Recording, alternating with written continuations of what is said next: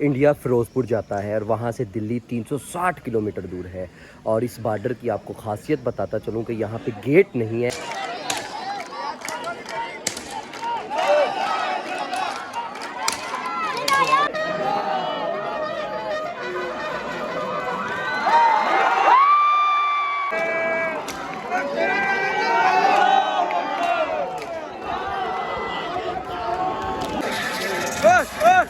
बिस्मिल्लाहिर्रहमानिर्रहीम, अस्सलाम वालेकुम, welcome back to another vlog. एक नए खूबसूरत व्लॉग के साथ अहमद शबीर आपकी खिदमत में हाजिर है। आज हम लाहौर शहर से 65 किलोमीटर दूर कसूर शहर से आगे गंडा सिंह बॉर्डर पे आए हैं, जो कि फ़िरोज़पुर रोड के नाम से कहलाता है और ये सीधा इंडिया फ़िरोज़पुर जाता है और वहाँ से दिल्ली 360 किलोमीटर दूर है। और इस बॉर्डर की आपको ख़ासियत बताता चलूँ कि यहाँ पे गेट नहीं है, ये गेटेड बॉर्डर नहीं है, ये बिल्कुल समझ लीजिए कि एक रोड है और सामने से इंडिया नज़र आ रहा है और इधर पाकिस्तान नज़र आ रहा है। और यहाँ पे आज परेड सिस्टम हम आपको दिखाएंगे और हम आपको पूरा जो बॉर्डर है उसकी भी पूरा वीडियो दिखाएंगे। और मैं आपको ये भी बताता चलूँ कि यहाँ पे कोई गेट ओपनिंग सेरेमनी नहीं होती। यहाँ पे सिर्फ सामने आमने सामने जो है ना इंडिया और पाकिस्तान के जो फ़ौजी जवान हैं, जो रेंजर जवान हैं, वो परेड कर रहे होते हैं। तो इससे पहले अगर आपने हमारे चैनल को सब्सक्राइब नहीं किया, चैनल को सब्सक्राइब कर लें, बेल आइकन को प्रेस कर दें ताकि आपको हमारी हर आने वाली वीडियो बर वक्त मौसूल होती रहे। और ये इस बॉर्डर को मैं फ़र्स्ट टाइम यहाँ पे देखने आया हूँ, तो देखते हैं आगे क्या एक्साइटमेंट होने वाली है, एक्साइटमेंट है और क्या शुगल मेला है, वो हम आपको इस व्लॉग में दिखाएं।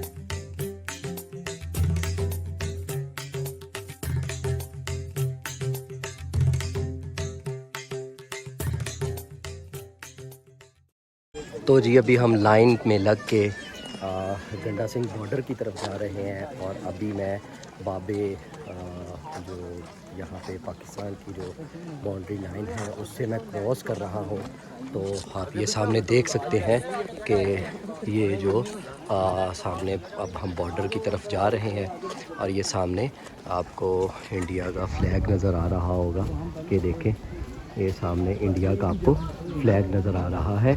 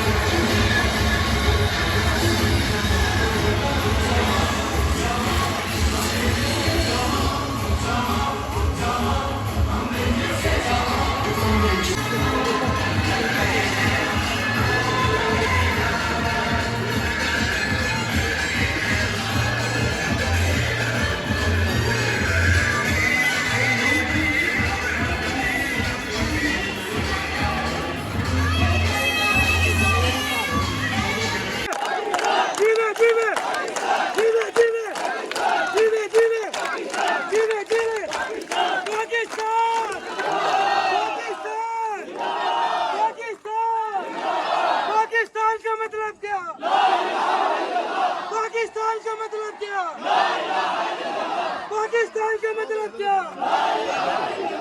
नारे तकबीर, नारे तकबीर, नारे रिसालत, नारे हैदरी।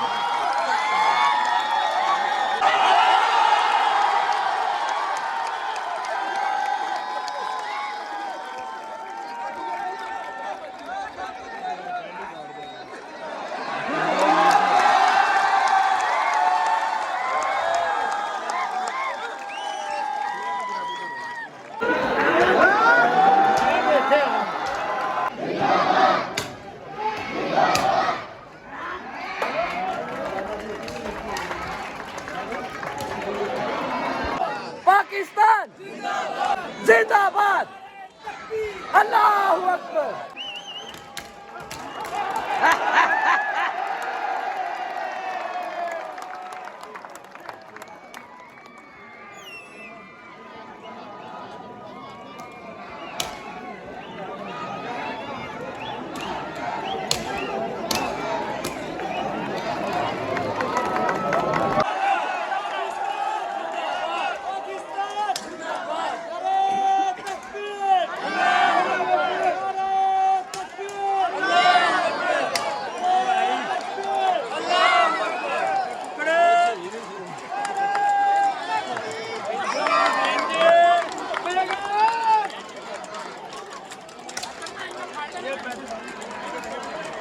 ओ शुदाते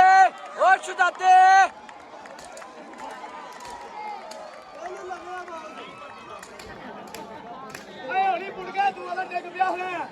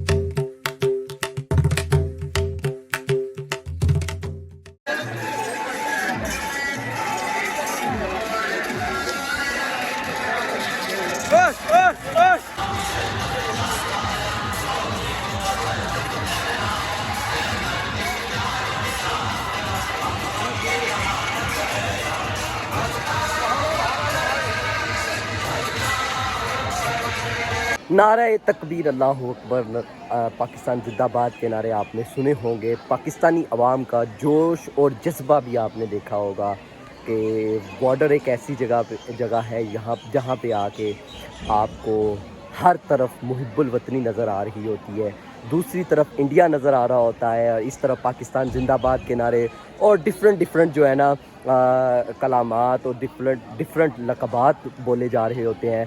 और माशाल्लाह से आपने देखा होगा कि आज गंडा सिंह पे भी एक बड़ी पुररौनक परेड का इनकाद हुआ और उसमें परचम, पाकिस्तान के परचम को परचम कुशाई की गई और एक ज़बरदस्त मंजर था। सामने बिल्कुल इंडिया था और आपको पता है वाघा बॉर्डर पे पूरा गेटेड सिस्टम है, यहाँ पे गेटेड सिस्टम नहीं है।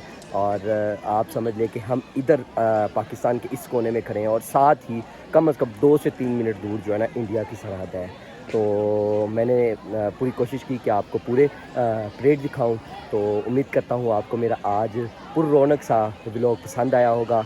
और इससे पहले अगर आपने हमारे चैनल को सब्सक्राइब नहीं किया, चैनल को सब्सक्राइब कर दीजिए, बेल आइकन को प्रेस कर दीजिए ताकि आपको हमारी हर आने वाली वीडियो मिल सके। और एक नारे के साथ अपने व्लॉग को ख़त्म करते हैं, पाकिस्तान जिंदाबाद।